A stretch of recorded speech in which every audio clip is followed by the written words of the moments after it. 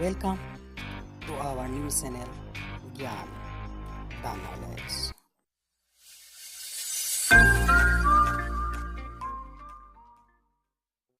Subscribe কৰিব আমাৰ channel জ্ঞান আৰু কাষত থকা ঘণ্টা বাটনত দবাই দিব যাতে সকলো ধৰণৰ নটিফিকেশ্যন আপোনালোকে পাই থাকে।